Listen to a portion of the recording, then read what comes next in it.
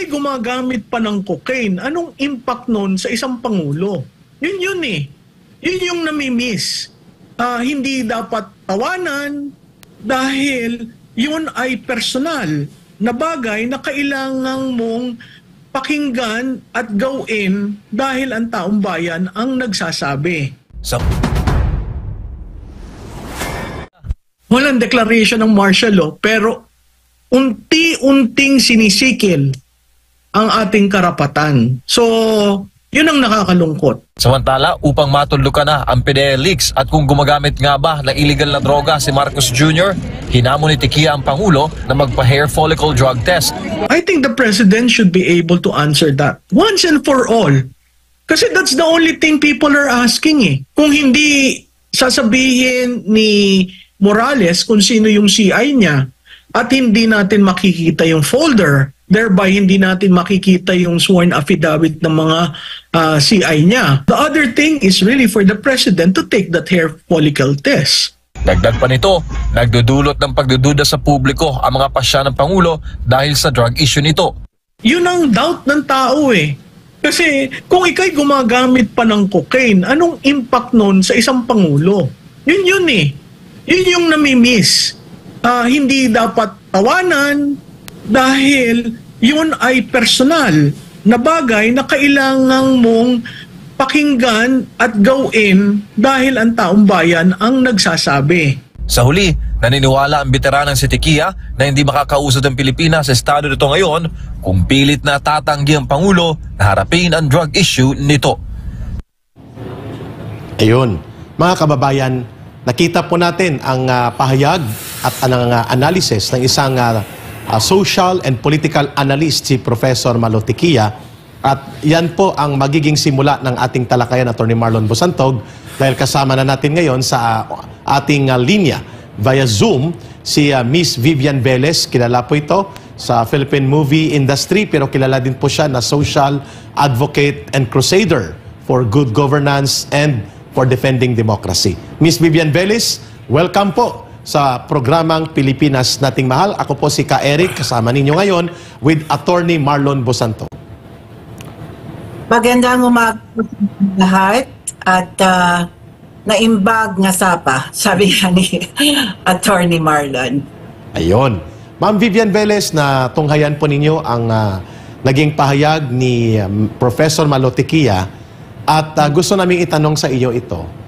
Iyong kanyang mga pagtingin na lumalala ang pagiging nahihiwalay or isolation of the Marcos administration at the early set ng kanyang panunungkulan sa kanyang termino na 6 na taon, na paaga ang kanyang pagkahiwalay sa malawak na hanay ng mamamayan on various issues that really are now confronting the integrity of the office of the President, lalo na ang PDL-leaks. Bakit po nabuo ang Marcos Resign Movement at ano po ang layunin nito at sino-sino po ang gustong hamigin nito para magkaroon ng isang daluyong ng pagkilos ng mamamayan na ngayon lang natin nakita at least more than 20 years na magkaroon ng ERAP Resign Movement noong year 2000. Miss Vivian Velez. Yes, sa sinabi nga ni Malo Tiquia kanina, no, tama po yun at madadagdagan pa natin, ano, dahil as we know, the list will go on and on. Marami pong nasa listahan po ng Marcos Resign Movement. Ito po kasi binubuo, no, ng mga individuals and different groups from various sectors and communities. So, you know, we have come together to express yung concern namin about the current state of the nation. Naniniwala kami na Marcos Jr. lacks the competence to govern the Philippines effectively, no? And it's not fit for the role of president in our country. So ang appeal po namin is to respectfully ask President Marcos Jr. to step down. At ito po ay talagang sigaw na po ng taong bayan at kami naman po ay reflection din, no? Yung bumubuo ng grupo na itong Marcos Resign Movement, na talagang kailangan na po talaga siya mag-resign dahil sa maraming violations na ginagawa ng administrasyon na ito.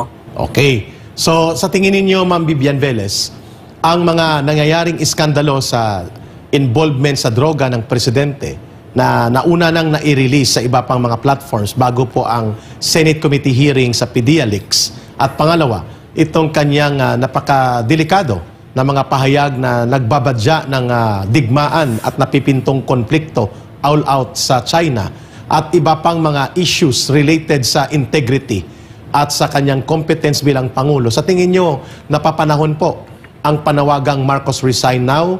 At ito po ba ay sa tingin ninyo karampatang tugon sa silent but actually bumubukal na kasaluubin ng sambayan ng Pilipino? How would you like to react to that? Alam mo itong illegal drug use of our president, napaka-serious na allegations na kailangan kasing harapin niya. Ang problema kasi hindi niya hinaharap, no?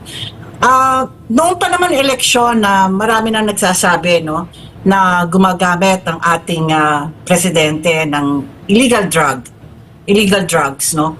Pero napagbigyan pa rin siya ng taong bayan at hinalal siya bilang Pangulo, no? Pero sa nangyayari ngayon, 2 years in his term, talagang parang nagpapakatotoo yung mga hinala ng tao. And of course, alam naman po natin yung mga nangyayari na mga violations, you know, yung mga constitutional rights ng mga taong bayan. Andiyan na yung rights to assembly, no? Yan, talagang pinipilit niya na hindi mangyari. And of course, yung freedom of speech and expression. Alam na natin kung anong nangyari sa SMNI. And who is afraid of SMNI? Yan nga yung tanong ng mga tao, bakit, no? Bakit sinusupil, no, ang ating mga boses?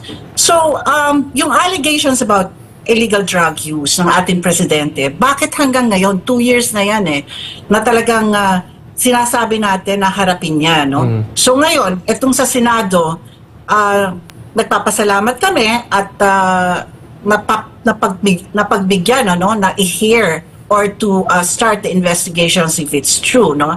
Pero ganun pa man, syempre marami pa rin naghahadlang at alam naman natin na kung saan nanggagaling, no? May mga senador tayo na pumipigil, no, sa investigations na ito. At sinasabi nga nilang fake news. Kaya nga iniimbestigahan natin, di ba? Claro. Para malaman natin kung fake news ba ito or hindi, di ba? So, sa ngayon, ang sinasabi naman ng Senado, ang sinasabi ni Senator Bato, na hindi fabricated yung mga documents na lumalabas. Isiniwalat ni Jonathan Morales. And so, what does it mean? So, where do we go from here? Yung allegations kasi ng drug use ng isang Pangulo, maraming implications and consequences. Unang-una, yung national security natin. Is he in the right frame of mind to, you know, to make decisions, critical decisions for our country?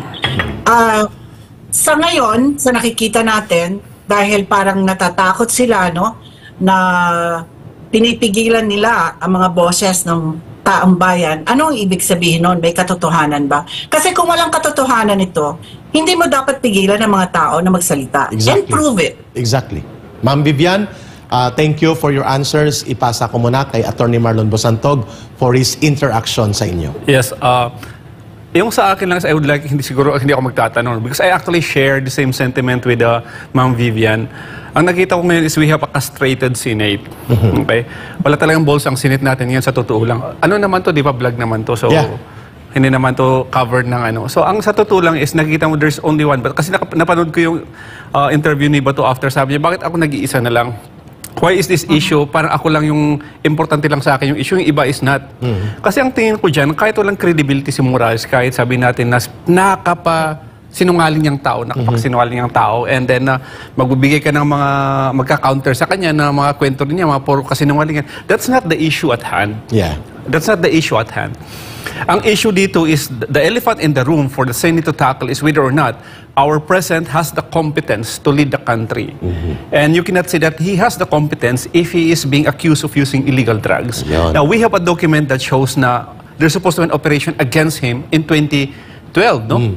So, bakit ka magbibigay ng mga halimbawa si General Dionisio and si Kakdak, and all those people wala naman silang personal information regarding that document. Yeah. Ang may personal information regarding that document is the person who executed it, which is si Morales. At pinirmahan niya, Attorney Marlon. Yes. Nirecognize niya yung dokumento na yun. O sabi natin na sinungaling siya kasi dinidinay ngayon ng PDEA, PDEA. di ba? So you look at the veracity of the document by looking at other sources of information that has something to do with the document. Correct. You started well with having Maricel Soriano, di ba? Kasi andun din siya sa document.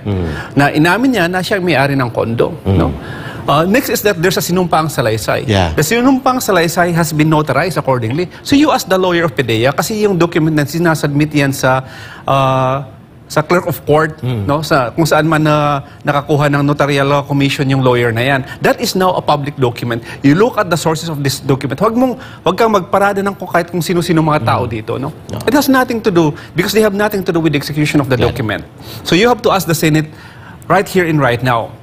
What issue is important to you? The credibility of Morales or the issue of the authenticity of the document? Because nalilihis na tayo. Pakialam natin kay Morales, sabihin tanggal natin si Morales sa picture. What remains to be is the document. Yeah.